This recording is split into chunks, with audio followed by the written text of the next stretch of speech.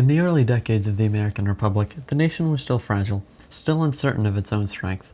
The Constitution has created a powerful federal government, but it had also left room for deep uncertainty and disagreements about how power should be used. Political leaders clashed not only in Congress but also in speeches that stirred entire regions.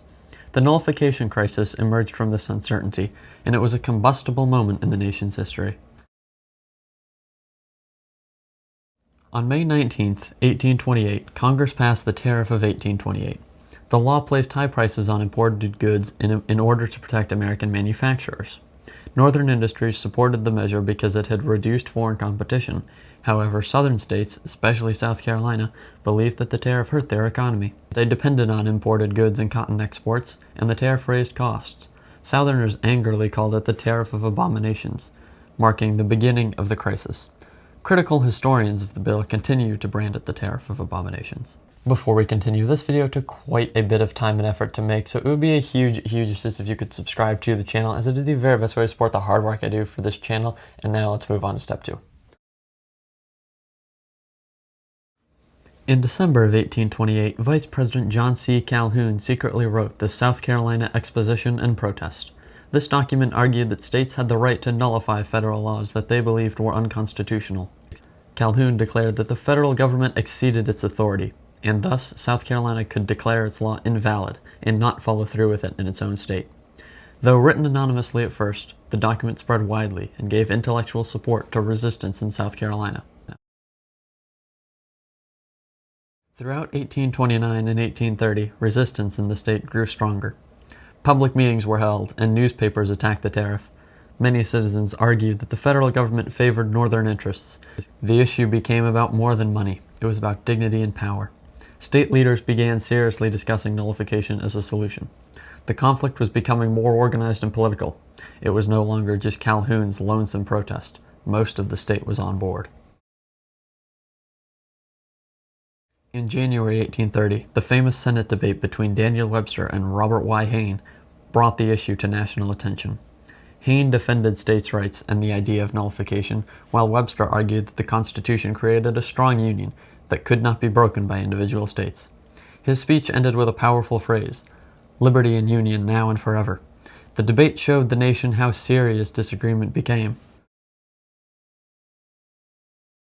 On April 13, 1830, a political dinner honoring the late President Thomas Jefferson revealed a growing national upheaval. The dinner was intended to celebrate the Jeffersonian legacy on what would have been his 87th birthday, but President Andrew Jackson gave a toast that shocked many. "Our federal union, it must be preserved." This public statement made clear that Jackson would not tolerate nullification.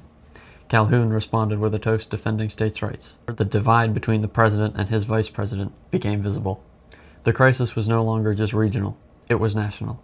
What was supposed to be an honorary dinner turned into a passive-aggressive shouting match between a president and his right-hand man. On November 24, 1832, a state convention in South Carolina adopted the Ordinance of Nullification. The document declared the tariffs of 1828 and 1832 null and void within the state. It also warned that if the federal government used force, South Carolina would secede. The conflict had now moved beyond words, and the nation stood on the edge of confrontation. This was the first threat of secession in the road towards civil war, and especially significant as South Carolina was the first state to secede. On December 10, 1832, President Jackson issued a formal proclamation to the people of South Carolina and declared nullification unconstitutional and warred against disunion. How about that? Both sides think that the other side is doing unconstitutional stuff. Jackson argued that the Union was not simply a compact of states, but a government formed by the people. As I mentioned last week, the nation was now clearly split north versus south, and the United States were becoming less united each and every day. On February 1, 1833, South Carolina's nullification ordinance was set to take effect, and state leaders prepared to block the collection of federal tariffs. Militias were organized, and the tension filled the air. Meanwhile, federal authorities prepared to defend customs houses and forts. Would now be the time that the nation fell apart, or would they delay the inevitable? The answer was the latter. On January 16, 1833, Jackson asked Congress for authority to use force to enforce federal law. This request led to the Force Bill. The bill allowed the president to use the military to ensure tariff obedience, and it sent a clear message that the federal government would not back down. Many Americans feared that the war might break out now, while the struggle between authority and resistance intensified. On February 12, 1833, Senator Henry Clay introduced a Compromise Tariff plan. Known as the Great Compromiser, Clay sought to ease tensions peacefully. His proposal would gradually lower tariffs over the next decade, and this approach gave both sides something to claim as victory. Negotiation replaced immediate confrontation. Hope for peace grew. Also, as I mentioned last week, Clay brokered the Missouri Compromise here as he re-entered the center of the political storm. On March 2, 1833, Congress officially passed the Force Bill. This confirmed Jackson's authority to use troops if needed. The same day, the Compromise Tariff also moved forward in the Congress. The pairing of force and compromise showed a balanced strategy, and the federal government was firm but willing to negotiate. So this combination helped prevent violence.